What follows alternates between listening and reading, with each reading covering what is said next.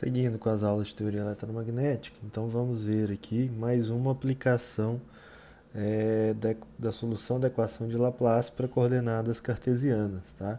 Esse já vai ser um problema que vai trazer algo um pouco mais difícil, né? Um complicador a mais, porque a gente vai ter um problema que vai envolver as três direções cartesianas, x, y, z, tá bom?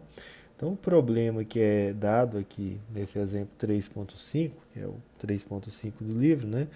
Ele fala que um tubo infinitamente longo e retangular, que é o que está mostrando a figura, tem lados que são diferentes, A e B, tá?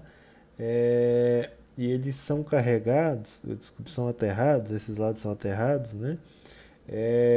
Dos lados deles, tá? Então, esses lados aterrados a gente sabe que o potencial vai ser zero. Então, os lados desse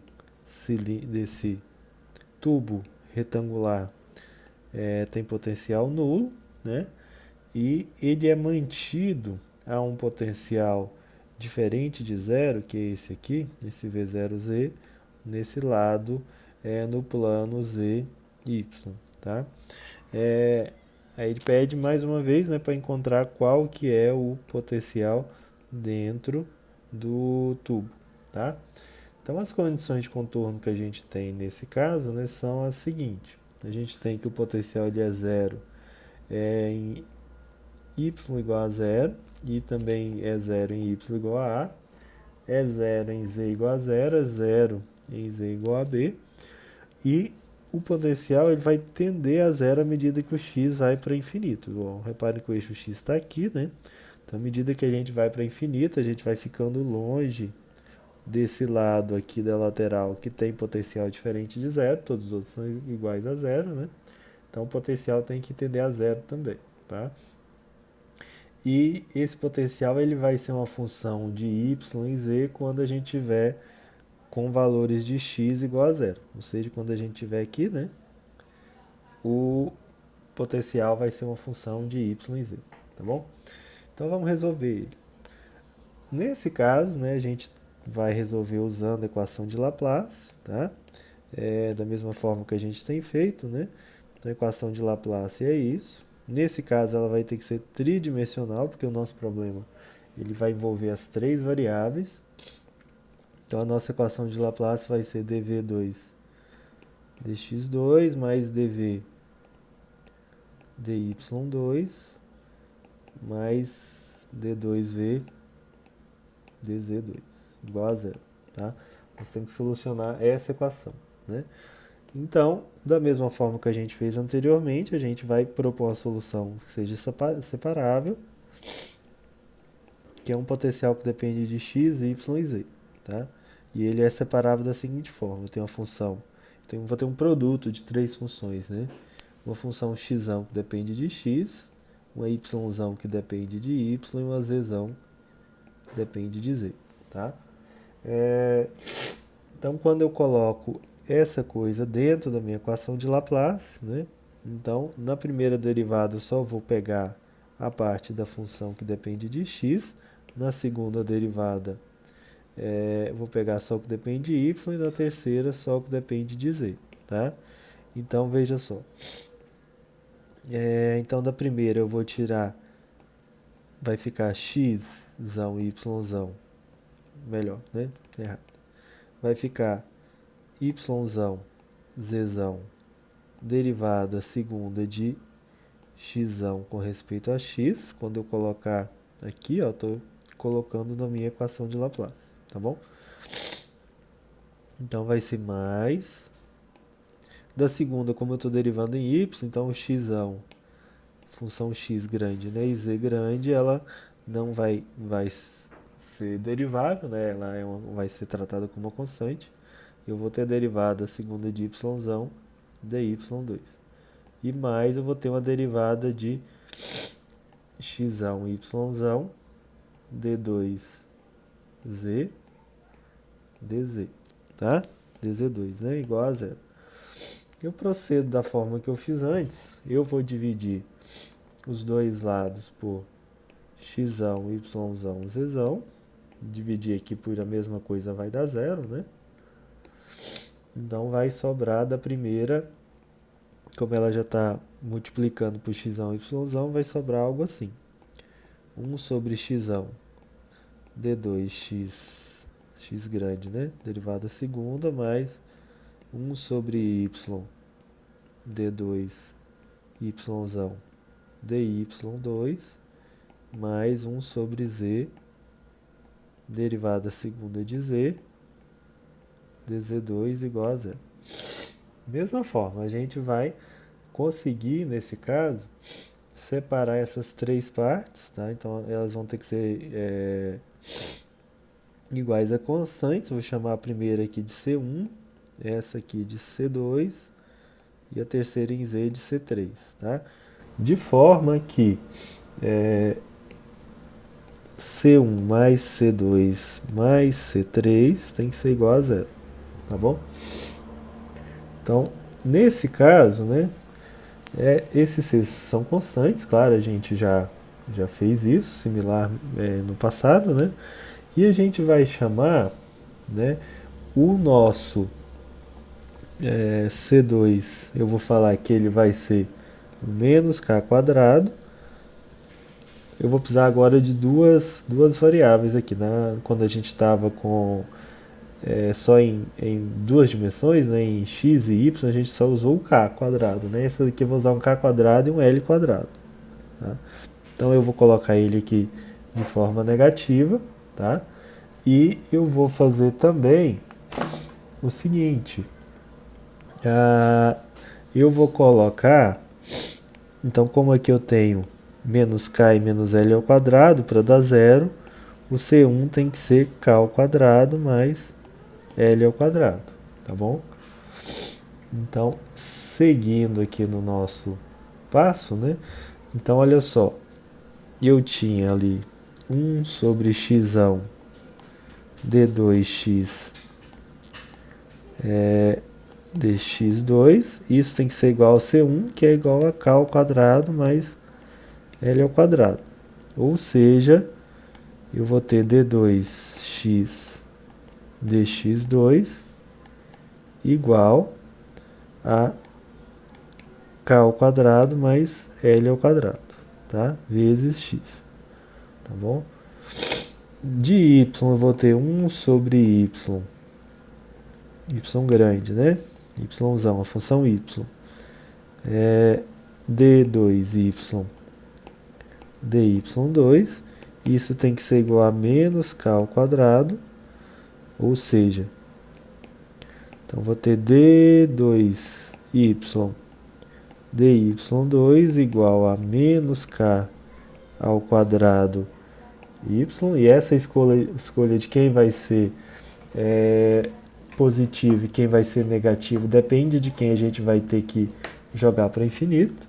Então a gente geralmente vai pegar sempre quem tem constantes positivas, aquela parte da solução que quando a gente tender a infinita, o potencial tende a zero, tá?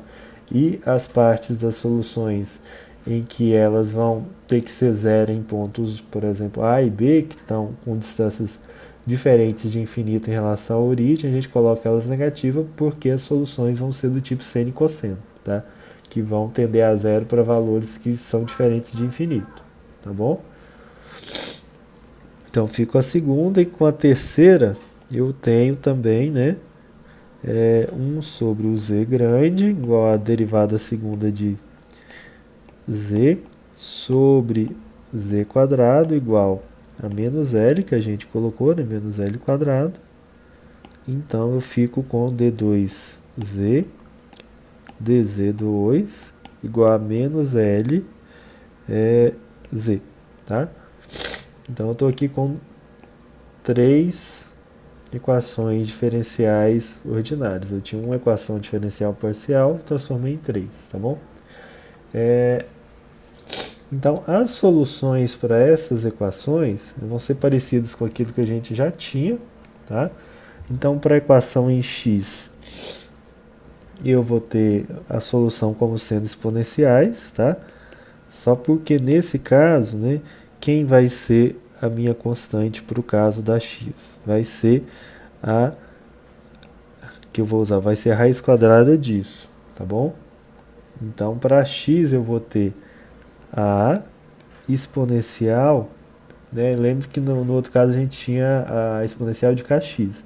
Nesse caso eu vou ter algo mais complicado, que seria uma exponencial de k ao quadrado mais L ao quadrado vezes x. E do outro lado eu vou ter b, que é elevado a menos, tá? Deixa eu só apagar essa raiz aqui. Elevado a menos k ao quadrado mais L quadrado, isso na raiz, vezes x, tá bom? Para y eu vou ter algo parecido com aquilo que a gente já teve, essa função y grande, né?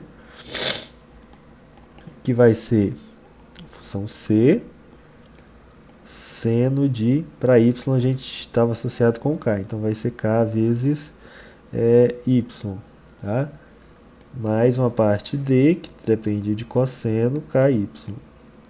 E para z eu vou ter algo similar também, porque a minha resposta aqui, se a gente olhar um pouquinho acima, ela está com menos L quadrado e a outra estava com menos K quadrado.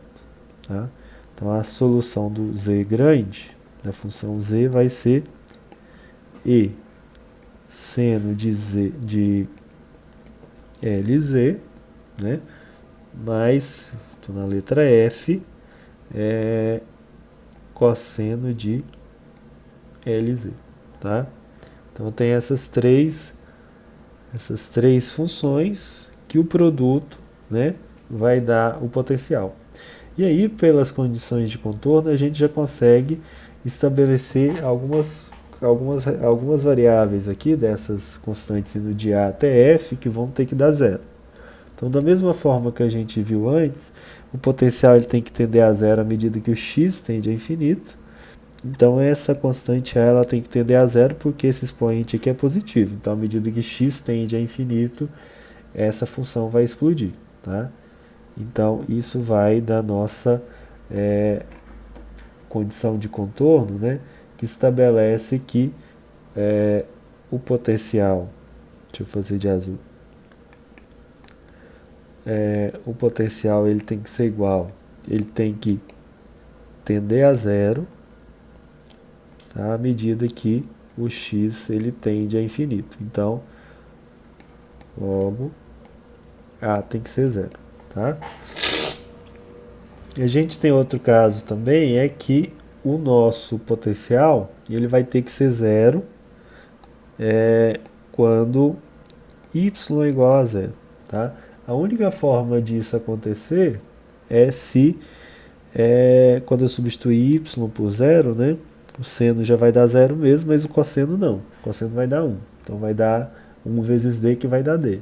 Então esse d aqui também tem que ser zero, senão a gente não consegue ajustar ao nosso problema. Então logo, o d é igual a zero. E a gente tem a mesma coisa para o potencial sendo zero quando z é igual a zero. Então logo também, o f ali, ó, tem que ser igual a zero. Então aqui é zero também. Tá? De forma que a nossa solução, né, a solução da equação de Laplace em x, y, z, ela é x de x, y de y, vezes z de z. Né? Então o potencial por enquanto está ficando como sendo o que sobrou, né? Sobrou essa segunda parte, né? Essa parte aqui e esse outro seno aqui. Como eles têm já duas constantes, né? A C e a E, essa constante B, como são constantes arbitrárias, e eu nem preciso acrescentar, tá bom? Então vamos devagar aqui para ele não apagar. Esse tablet tem esse problema. Então a nossa solução geral, né, até agora está ficando como sendo algo assim. Uma constante qualquer, vou pegar C, fica mais fácil. Exponencial de menos raiz de k ao quadrado mais L ao quadrado x. seno de, vamos ver lá, né? KY seno de LZ. Seno de KY seno de LZ, tá? Então eu estou com essa expressão agora. Mas outra coisa que a gente tem que observar também é que esse potencial ele tem que ser zero quando o y é igual a A. Né? Então, o que é a relação que a gente tira daqui? Como ele tem que ser zero quando o y é igual a A, se eu botar aqui, ó, essa parte da função tem que dar zero, tá? Porque as outras são independentes, porque depende só de x e y. Então, daqui, k vezes a tem que ser um múltiplo de π, que a gente vai falar que é um n vezes π. Então, daqui a gente fica que o k tem que ser a mesma coisa que a gente tinha antes, nπ sobre a, tá bom? E da mesma forma, o potencial tem que ser zero quando z é igual a b, tá? Então, o resultado disso é que para o ZL, né? Que L vezes B, né? Tem que dar um múltiplo, mas não precisa ser o N, pode ser outro número inteiro, então vou colocar M vezes π, tá? Então, esse K, esse L, o L tem que ser MP sobre B, tá bom? Então, daí a gente pode colocar esses valores na nossa função ali que é a resposta. X, Y, Z. E eu vou ficar com uma constante exponencial de menos. No lugar do K, eu vou ter MP sobre B ao quadrado, mais... Não, desculpa, aqui é ao contrário. Vou botar em ordem só para não ficar mais fácil de confundir. Nπ sobre A ao quadrado, mais para o L, que é MP sobre B também ao quadrado, raiz quadrada disso, vezes x. Aí eu tenho aqui seno K vezes Y, o K é Nπ, então vai ficar Nπ y sobre A, vezes seno de Nπ, MP, né? MP Z sobre B, tá? A gente consegue até dar uma melhorada nessa expressão, tirando esse y ali do expoente para fora da nossa função, tá? É só um detalhe, né? Mas vou repetir aqui, gastar algum tempinho fazendo isso, copiando a expressão de novo, mas vai ficar um c exponencial de menos o π, que π quadrado aparece nos dois, eu tiro a raiz, ele pode sair da raiz, né? Então fica n sobre a ao quadrado mais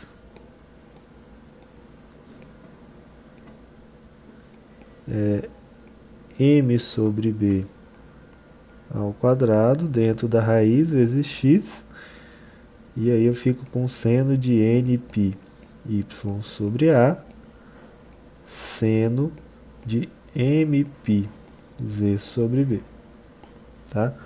Então aqui da mesma forma que a gente viu antes, né, essa é uma solução, mas a gente tem diferentes soluções que vão valer para cada valor desse inteiro n ou desse outro inteiro m. Né? Então a gente tem, na verdade, uma coleção interminável de soluções, de forma que a soma dessas soluções é a nossa solução mais geral possível. Né? Então a solução mais geral possível para essa equação de Laplace tridimensional, eu vou ter dois somatórios aqui. Ó. Um somatório em n, que vai ir de 1 até infinito, e outro em m, que vai de 1 até infinito também. Para cada um eu vou ter uma constante c, que depende de n, mas também de m, tá? Eu vou representar ela assim. E eu vou ter aqui menos π, raiz quadrada, de n sobre a ao quadrado mais m sobre a ao quadrado vezes x, né? Seno de, deixa eu fazer esse seno mais bonitinho, seno de nπ y sobre a, seno de mπ z sobre b, tá? Então, essa é a minha solução mais geral possível, né? E ainda falta uma outra constante para a gente descobrir, né? E a gente estabeleceu que deixa eu mudar da cor, o potencial ele vai valer, né? V0 de YZ quando x é igual a zero, né? Então, a partir disso, a gente consegue estabelecer um valor, né, para nossa expressão, que é mais restrita àquilo que a gente já tem, né? A gente aplica essa outra condição de contorno. Então, a gente tem que fazer x igual a zero. Se a gente faz x igual a zero ali, eu fico com o potencial que eu chamei ali de V0 YZ, né? Igual a um somatório duplo, né? De n igual a 1 até infinito, m igual a 1 até infinito, c, né? nm, tá? Então, cnm, eu faço x igual a zero, né? Então, exponencial de 0 dá 1. Então, eu fico com seno de nπy sobre a, seno de mπ z sobre b, tá? Como que eu saio dessa enrascada, né, para eu poder achar essas constantes? Aí eu tenho que aplicar o truque de Fourier, tá? Então, o que é o truque de Fourier? Eu vou ter que fazer aqui com duas integrais, tá? Então, eu vou ter que integrar aqui, na verdade, essa nossa função dos dois lados e vou ter que multiplicar também, né? Então, vou precisar de bastante espaço aqui para mostrar isso, então vou começar bem do canto. Então, eu vou ter que integrar uma de 0 até a outra de 0 até b, tá? E eu vou multiplicar essa expressão aqui, fazer a integração, eu vou multiplicar por seno de n' πy sobre a, seno de m' π z sobre b, integrar em dy dz, tá? Isso do lado esquerdo, tá?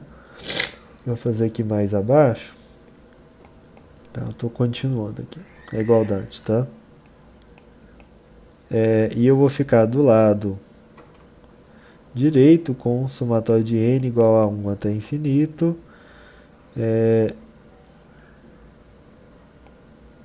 n indo de m, né? Indo de 1 também até infinito. O CMN, ele não depende do y e z, então eu posso fazer a integral assim. Então, estou multiplicando por uma integral aqui que vai de 0 a de seno de... Então, eu tenho que fazer isso também do outro lado, né? Que é esse lado aqui, tá? Então, vou ter seno de nπy sobre a, seno de n'πy sobre a,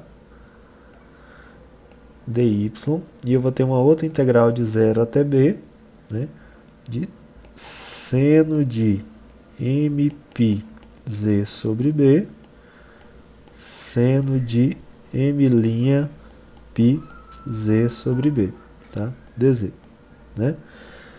Então, a gente tem isso. E aí, lembrando, essas integrais elas só vão dar valores diferentes de zero quando n linha foi igual a n, e aqui é a mesma coisa, né? M' foi igual a m, tá? E para cada uma dessas, ela vai valer, essa aqui vai ser A sobre 2, essa daqui vai ser B sobre 2, tá? E aí, todos os outros valores desse somatório duplo vão valer zero, tá? Então, a gente vai ficar aqui, essa nossa constante CNM, ela vai valer, valer não, né? Vai ser multiplicado por A vezes B sobre 2 com 2 dá 4, né? E do outro lado, tá? Eu vou ficar com duas integrais, né? Uma integral de A de 0 até A, outra integral de 0 até B, tá? Que é essa coisa que eu tenho aqui, ó, tá bom? De V0 YZ seno de NP y sobre A, aqui eu, como n' e n são iguais, eu posso deixar novamente em termos do n, né? Não preciso colocar em termos do n'. Seno de m, mesma coisa para o m. π sobre b dy dz, tá? Então, daqui eu consigo encontrar quanto que vale o Cn e substituir na expressão que eu tive anteriormente e encontrar a nossa resposta, tá? Então, para fazer isso, o que a gente vai fazer um caso particular aqui, né? Caso particular, que é similar ao que a gente fez no primeiro exemplo, que é falar que essa função que aqui a princípio depende de y de z, ela não precisa depender. Vamos pegar o caso mais simples, que ela sendo uma constante, tá? Então, se ela é uma constante, o nosso CNM, ele vai ser o que, né? Eu posso fazer essa modificação aqui, tá? Só para ficar o CNM isolado. Então, eu vou ter 4A vezes B, né? Posso tirar o V0 porque ele é uma constante, e eu vou ter duas integrais independentes aqui, tá? Integral de 0 a e de 0 a b, e seno de nπy sobre a seno de mπz sobre b, tá? dy dz, né? Então, essas integrais elas são relativamente simples, né? Então, o nosso CNM ele vai ser 4V0 sobre AB. A primeira integral ela vai dar, aparece aqui um cosseno de nπy sobre A, dividido. Deixa eu só organizar um pouco melhor aqui, porque essa expressão é bem grande, né? Deixa eu fazer o seguinte, deixa eu apagar isso, como vai ficar muito grande, deixa eu organizar aqui um pouco melhor, vou chegar esse aqui um pouquinho para cima, nem tanto, deixar ele aqui, e ela tem que ser dividida também por n π sobre a, né? Isso indo de 0 a A, e eu tenho também a outra integral, que pode ser dada de forma independente, que ela vai ser, que é uma multiplicação, né? Cosseno de mπz sobre b, tem que ser dividido também por, aqui é um produto, tá? Mπ sobre b, tá? E aqui vai de 0 a b, né? Então, fazendo essas duas coisas, né? Quando eu substituo zero, felizmente vai dar zero, porque cosseno que eu tenho aqui, né? Tem um sinal negativo também, né? Estava esquecendo, mas aí como eu tenho dois, né? Um sinal negativo aqui, outro ali, vai ficar positivo, na verdade, né? Então, eu vou ter aqui, então quando for zero, eu vou ter cosseno de zero, que vai dar 1, né? Então, olha só. Então, você cosseno de zero. Deixa eu apagar aqui. Tem cosseno de zero, que vai me dar 1. Então, eu tenho 4 vezes 0 AB, né? Dessa multiplicação, eu vou ficar com n vezes m vezes π ao quadrado, tá? Dividido aqui por a vezes b. Reparem que esse AB vai cortar com esse AB, né? E aqui no numerador eu vou ter o seguinte: quando eu vou ter um produto assim, que vai ser cosseno. Deixa eu modificar aqui. Peraí. Eu vou ter cosseno de nπ menos 1, tá? E eu vou ter aqui cosseno de mπ, quando eu substituir o valor de b, menos 1, tá? O que vai acontecer, né? Quando eu tiver n par, né? Então, por exemplo, eu vou ter n igual a 2, esse valor vai dar negativo, vai dar menos 1 aqui, né? Vai dar positivo, né? Vai ser 2π, então vai dar 0. Esse daqui também, quando eu tiver um valor par, por exemplo, 2, 4, né? Então, tiver 2π vai dar 1, 1 menos 1 vai dar 0. Então, esses valores, quando tiver n par e m par, a minha expressão sempre vai dar 0, tá? Mas se eu tiver ímpar, o que vai acontecer, né? Eu vou ter, por exemplo, o cosseno dando menos 1, vai ser menos 1 com menos 1 dá menos 2, e o outro também, o m, né? Para m ímpar, eu vou ter cosseno igual a menos 1 com menos 1, vai dar menos 2. Então, menos 2 do m com menos 2 do n, eu vou ter mais 4, tá? Então, o nosso CNM, ele vai ser esse 4 vezes o 4 que a gente já tem, que vai dar 16. 16 vezes 0, e sobrou n, m, π quadrado, que é o que a gente tem aqui, ó, tá bom? É isso para n e m ímpares, tá bom? Quando um deles for par, né, n e m, isso vai dar 0 para n ou m par, tá? Ou os dois pares também, né? Então, o nosso CNM, ele vai dar 16 vezes 0 sobre π quadrado nm, tá? Quando a gente substitui na expressão original, deixa eu botar ela aqui, ela é essa aqui, ó, vxyz, tá? Tem um somatório duplo, n igual a 1 a infinito, m igual a 1 a infinito, aí eu tinha lá o CNM, exponencial de menos raiz de a sobre, não, ao contrário, né? N sobre a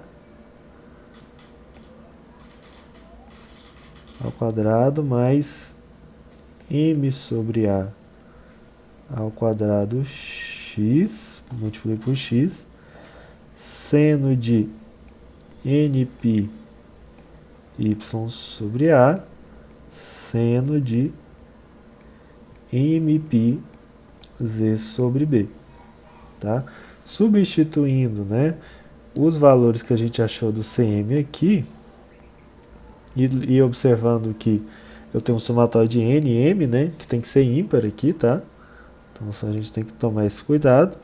Então o potencial aqui no final das contas vai ser x, y, z. Deixa eu fazer mais compacto aqui. X, y, z.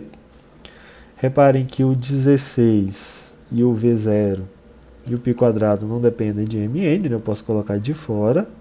Então, vou ter 16V0 π ao quadrado, somatório duplo, tá? Vou colocar de uma forma mais compacta, porque o espaço aqui não é muito grande, mas é n e m igual a 1, 3, 5 e por aí vai. Não cabe os dois, né? Mas isso vale para os dois. 1 sobre nm, tá? É exponencial de menos π, raiz quadrada de n sobre a ao quadrado, mais m sobre b ao quadrado, x, seno de nπ y sobre a, seno de mπ z sobre b, tá? Então, essa coisa bem pequenininha e bonitinha aqui que a gente chega aqui no final das contas é o nosso valor, né? A nossa solução da equação de Laplace para esse caso aqui tridimensional e para um tubo retangular, né? Então, depois a gente vai dar sequência com o nosso estudo, a gente vai falar sobre as soluções da equação de Laplace para coordenadas esféricas, né? E para isso, antes eu vou falar um pouquinho sobre os polinômios de Legendre, que vão ser necessários, mas da parte de coordenadas cartesianas é isso, tá? A gente vai ver o que muda para o caso das coordenadas esféricas, beleza? Então é isso.